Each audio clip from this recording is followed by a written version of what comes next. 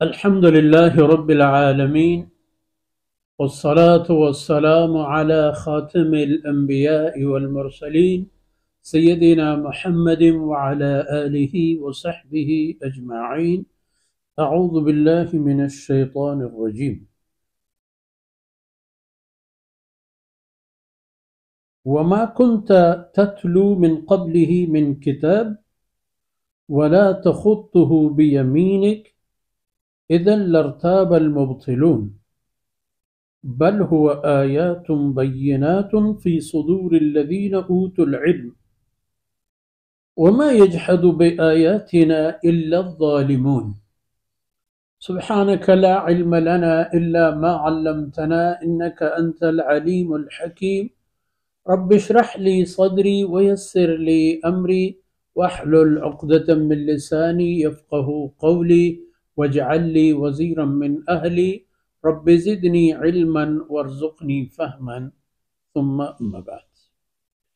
گرامی قدر بھائیوں، بہنوں اور پیارے بچوں، مشاہدہ فرمایا آپ نے کہ قرآن پر ایمان لانے والے اہل کتاب میں سے ہوں گے اور مشرکین میں سے بھی بہت سارے لوگ شرک اور اپنے عقائد اور رسومات چھوڑ کے قرآن لینے والے بنیں گے. لیکن سوال یہ ہے کہ آپ تو پڑھنے لکھنے اسی طرح کے معاملات میں کبھی دلچسپی نہیں لے رہے تھے. وما كنت تتلو من قبله من کتاب، قرآن سے پہلے کبھی کوئی گواہی نہیں ملتی کہ آپ نے کہیں کوئی انسان سے، کسی آدمی سے کوئی کتاب پڑھ لی ہو.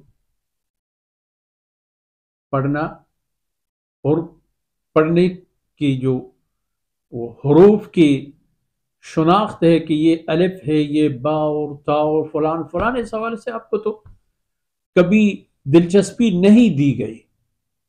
دلچسپی نہیں دی گئی اس لین میں آپ کو جانے کے کہ کبھی دلچسپی نہیں دی گئی.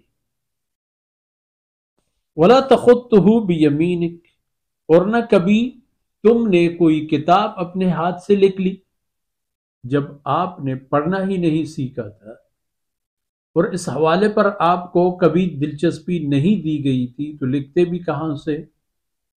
اپنے دائیں ہاتھ سے، چونکہ دائیں ہاتھ سے لکھتے ہیں ہم لوگ. اور اگر ایسا ہو بھی جاتا تو جب قرآن کریم نازل ہوتا اذا لارتاب المبطلون، تو پھر جو باطل فکر کے لوگ ہیں وہ اس کو بنیاد بنا کر کہتے تھے کہ یہ تو آپ کی اپنی یہ تصنیف ہے.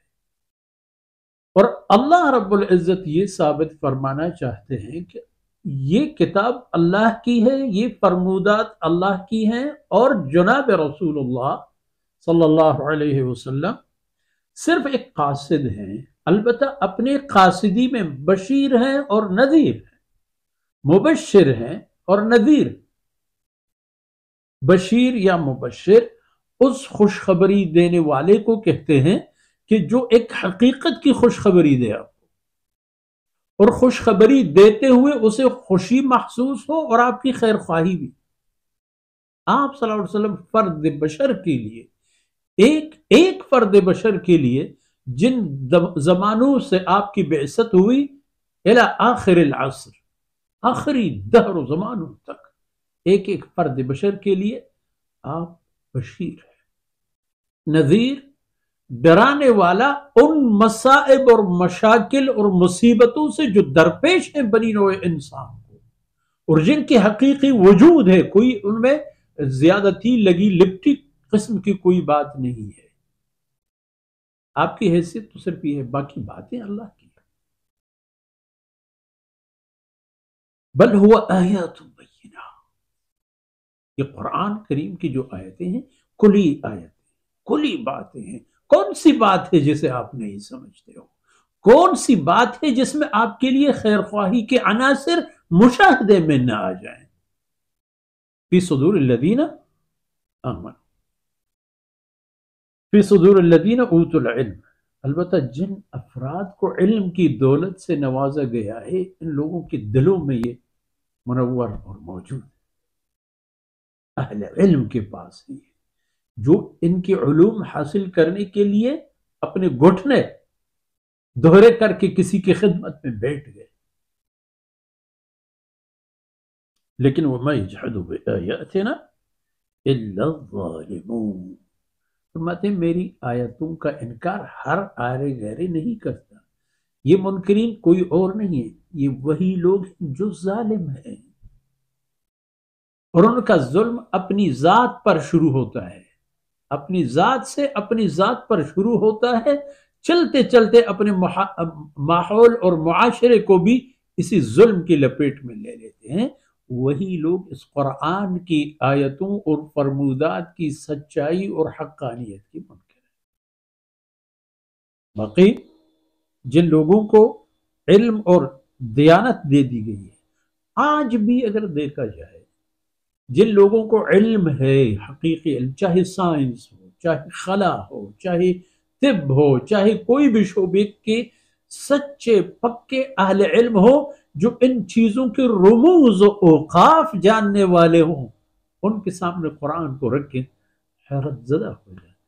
اس لیے پوری دنیا میں جس سرعت اور اسپیڈ کے ساتھ قرآن کی تعلیمات پھیل رہے ہیں اور قرآن پر لوگ آ رہے ہیں، اس کی کوئی نظیر نہیں ملتی.